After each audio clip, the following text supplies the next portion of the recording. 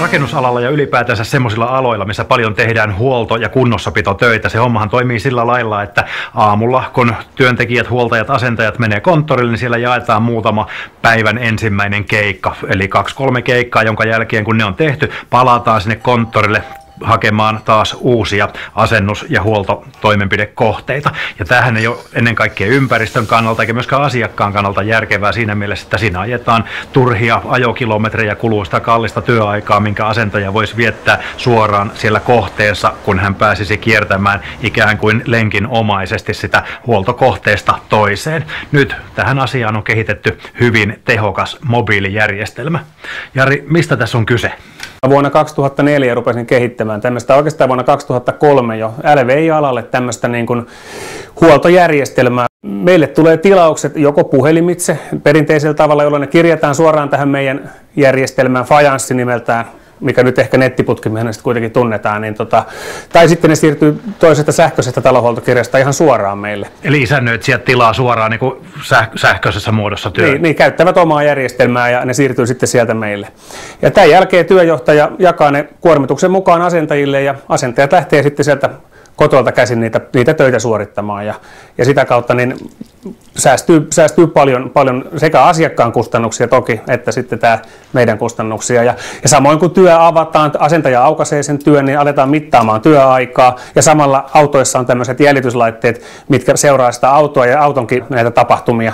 Ja silloin automaattisesti tulee kilometrit ja asentajan tunnit merkattua työlähetteelle. Itse asiassa asentaja lopuksi merkitsee sinne vain menneet tarvikkeet ja sen jälkeen tallentaa ne. Ja työjohtaja aikanaan sitten ne vaan hyväksyy ja lasku lähtee sitten automaattisesti eteenpäin. Ja tietysti kun se on tavallaan sillä lailla hahmotetaan se homma, että asentaja A asuu tuolla, asentaja B tuolla, niin pyritään ne keikat jakamaan sille alueelle, että siinäkin vältetään niitä turhia kilometrejä. Juuri näin, tämä on se ajatus. Ja tuossa sitten oli joku tsekkauslista, eli jos tulee joku lavuaarin vesilukonvaihto tai joku, niin tsekkauslistan mukaan katsotaan, että tämä homma tarkastettu, tämä homma tarkastettu, tämä homma tarkastettu, ja kun se omalla kännykällä tehdään, niin siellä on silloin salasana ja asiakas niin kuin sillä, tai asentaja kuittaa nämä työt tehdyksi. Kyllä, nimenomaan näin, ja sitä kautta sitten se on myös heti järjestelmässä ja ikään kuin puhtaaksi kirjoitettu, ja se tarkastuslista ikään kuin tällä salasana allekirjoituksella eteenpäin isännöitsijöille tai kenelle haluaa asiakkaalle niin, että nämä todella on tsekattu asiat, ja tällä tämä toimii tavallaan tämmöisenä työn ohjausvälineenä myös siitä, että asentaja, jotta se saa valmistettua työn, jotta se saa palkan, sitten täytyy valmistaa työ ja sitä kautta sen täytyy sitä ennen mahdollinen tämmöinen tarkistuslista myös käydä läpi. No tällä myöskin pystytään sitten tiedottamaan, jos tarvitaan, että on tiedottaa esimerkiksi omaisia, jos on joku vanhus, kenen luo pitää mennä vaihtamaan jotakin ilmanvaihtoventtiiliä tai hanaa tai muuta, niin mahdollisille omaisille tiedotetaan, tällä menee tiedot. Eli tähän pystytään liittämään myöskin hyvin laajasti tätä tietokantaa. Kyllä jo, käytännössä niin kuin jokaiseen työhön voidaan lisätä rajattomasti näitä GSM-numeroita ja sähköpostiosoitteita, ja aina kun tämän työn tila muuttuu, valmistuu tai keskeytyy tai miksi se keskeytyy, niin tämä potkaisee automaattisesti näihin haluttuihin paikkoihin tästä tiedottaa. No, tähän kuulostaa ihan siltä, että tätä voitaisiin soveltaa oikeastaan alalle kuin alalle. Ensimmäisenä mulle tulee mieleen tietysti tämmöinen kotisairaanhoito, vanhustenhoito, eli asentajat korvataan vaan sitten kotisairaanhoitajilla, kodinhoitajilla ja sut korvataan lääkärillä. Eli samalla lailla lääkäri voisi sieltä, oma lääkäri antaa sieltä tietokoneelta niitä käskyjä, että kun menet tämän ja tämän potilaan luo, niin anna nämä ja nämä lääkkeet ja tarkasta nämä ja nämä asiat.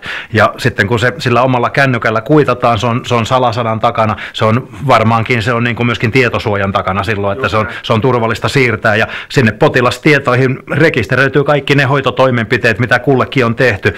Eli tällä niin kuin säästetään sitä, että lääkäreiden ei tarvitse käydä potilaiden luona, eikä huonokuntoisia potilaita välttämättä tarvitse tuoda sitten sinne lääkäriin. Suuri osa ihmistä käyttää nettipankkia, niin tämä salaus on ihan yhtä hyvä. Tänne mennään salasanoilla, ja näinpä tämän hoitajan antamat, jos nyt tätä esimerkkiä käytät, niin antamat mahdolliset tämmöiset toimenpiteet ja muut listat, mitä se tekee, niin se on käytännössä allekirjoitettua tavaraa, ja sitä kautta niin se on niin kuin varmennettua. Se vastaa ihan allekirjoitusta. Mutta minkälaisen laitteiston tämä järjestelmä sitten tarvii? No itse asiassa niin mikä tahansa tietokone kaupasta, millä pääsee nettiin. Palvelin on siellä tässä tapauksessa nyt Abacuksen tiloissa ja siellä pyörii tämä itse käyttöjärjestelmä ja mikä tahansa älypuhelin. Normiputken asentajilla on 150 € arvoiset perusälykännykät ja niillä sitten näitä hommia pystytään ihan normaalisti veivaamaan ja vasteajat on hyvin lyhyitä, että työnteko ei pitkity siitä pätkääkään, päinvastoin se nopeutuu, kun ei tarvitse enää juosta tosiaan konttorilla, keskittyy vaan siihen työn tekemiseen. Tähän loppuun vielä lyhyesti, mitä tämä kaikki maksaa? No jos ajatellaan, että yrityksillä on tietokoneet ja puhelimet jo joka tapauksessa valmiiksi hankittuna, niin laitteistoinvestoinnit on siitä tasan 0 euroa.